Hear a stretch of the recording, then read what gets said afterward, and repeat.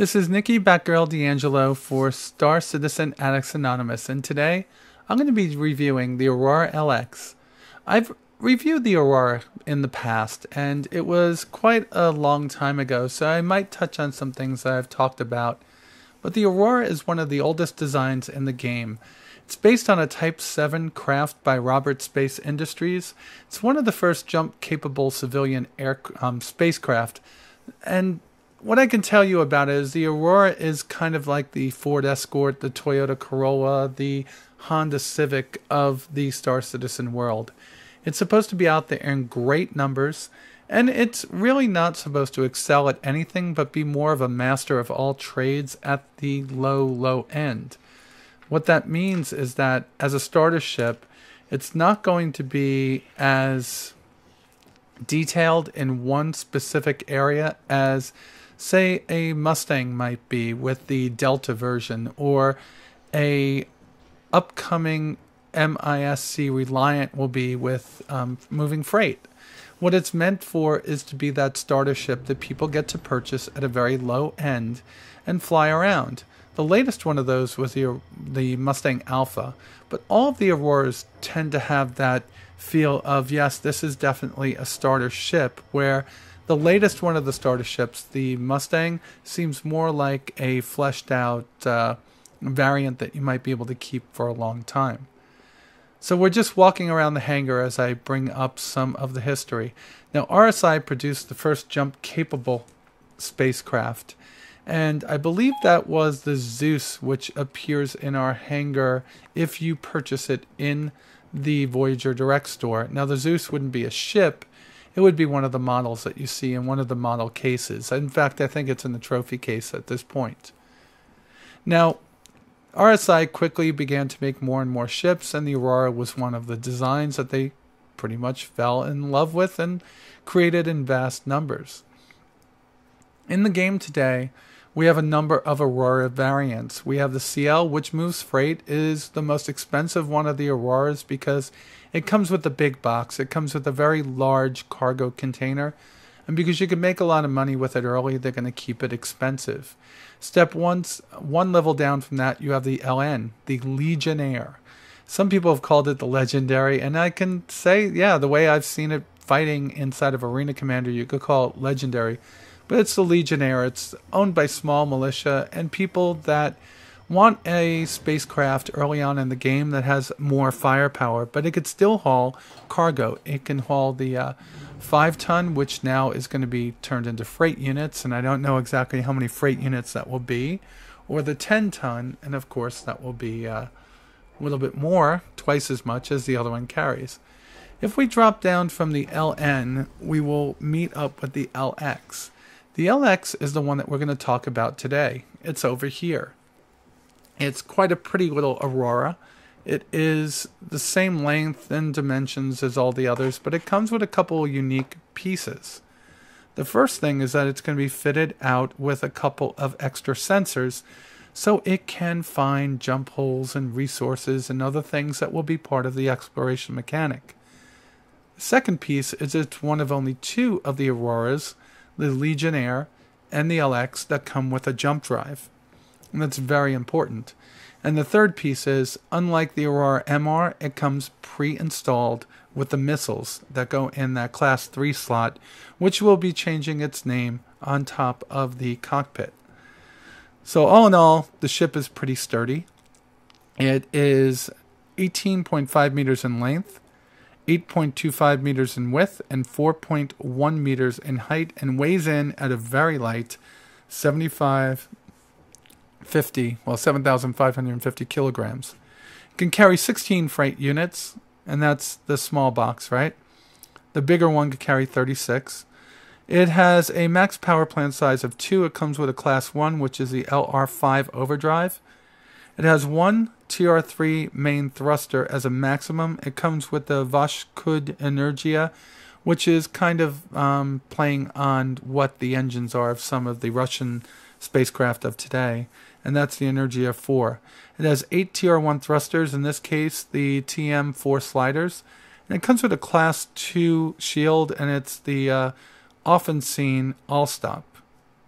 Okay, what we have on the outside is 2 M3 Laser Cannons and 4 Marksman HS. Those are heat seekers, I believe, and those are the missiles. And so that's pretty much what we got.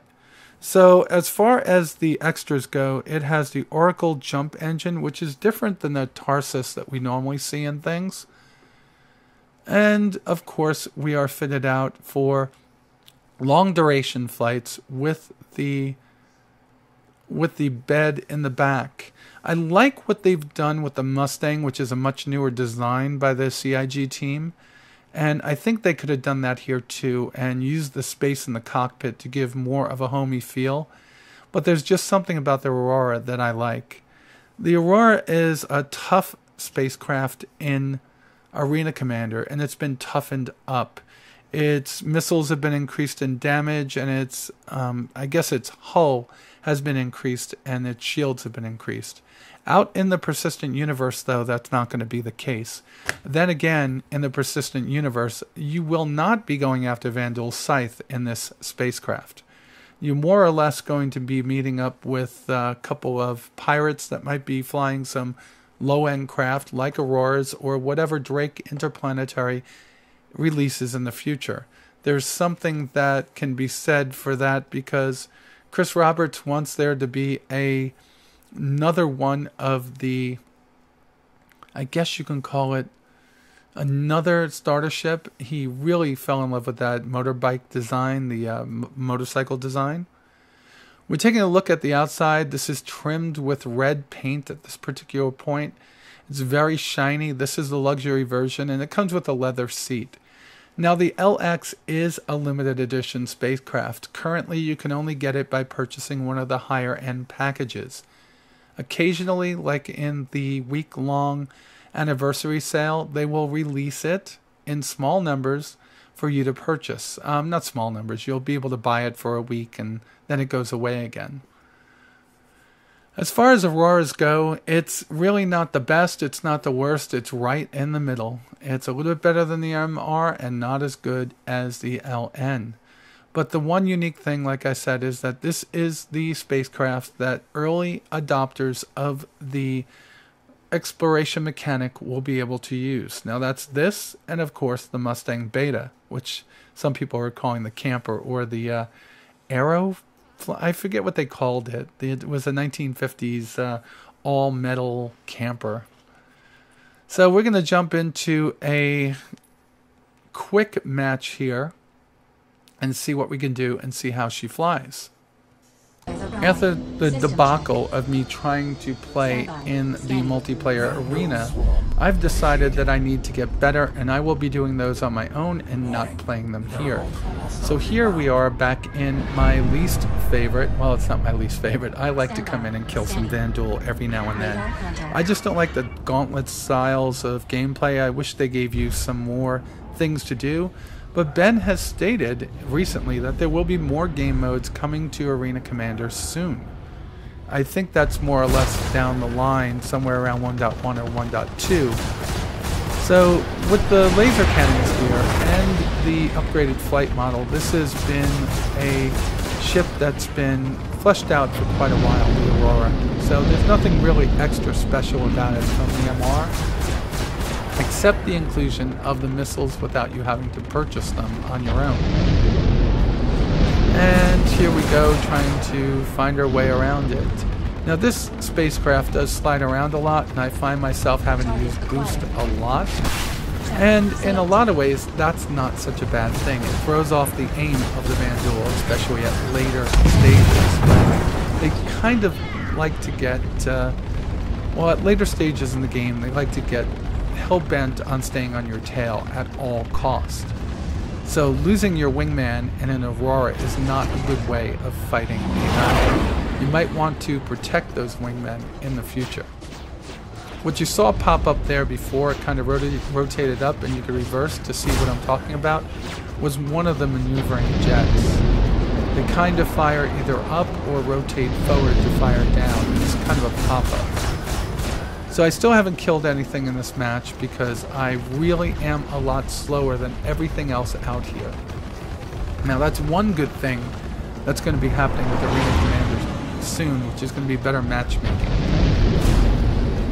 Trying to match people with ships of the same class, so you don't keep on getting something like an Aurora going up against a Hornet. Though I have seen many people in Auroras take out everybody in the game, not even blink twice. One of the things I can say about this spacecraft, it is definitely one of the more sci-fi looks to it. It doesn't follow the basic we need wings and a tail and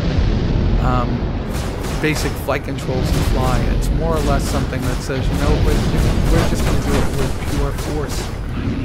To land this spacecraft, you have fans on the lower wing, 2 forward, 2 aft, you know, 1 on each side, and they will help land that thing vertically. And they also produce lift as it's flying through the atmosphere. There are multiple hostiles inbound.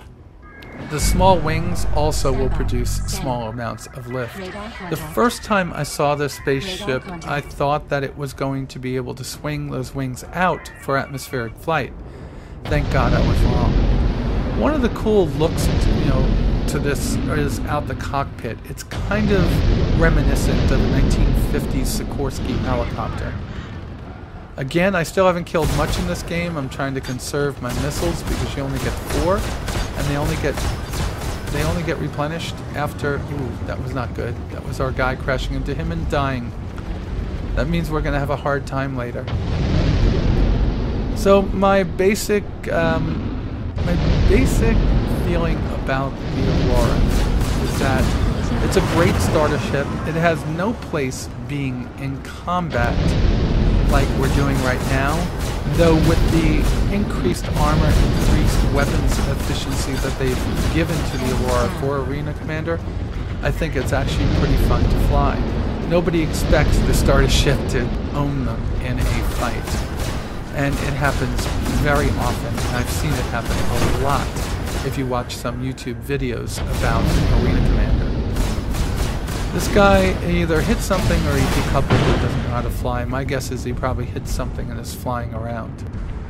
So this is my review on the Aurora. If you like it, please click the thumbs up button below. If you want to see more spacecraft like this, please tell me below. And if there's a specific spacecraft that you'd like me to review, please put it in the comments section below and I'll do my best to get my hands on it, take it for a spin, and give you some more items about it.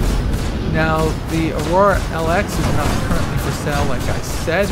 You'll have to wait for a special sale or plop down a couple of $1,000s on one of the high, or $1,500 or more on one of the packages that are included at the high end. Well, with that said, folks, thank you very much for watching. You all be safe out there, and I will talk to you soon.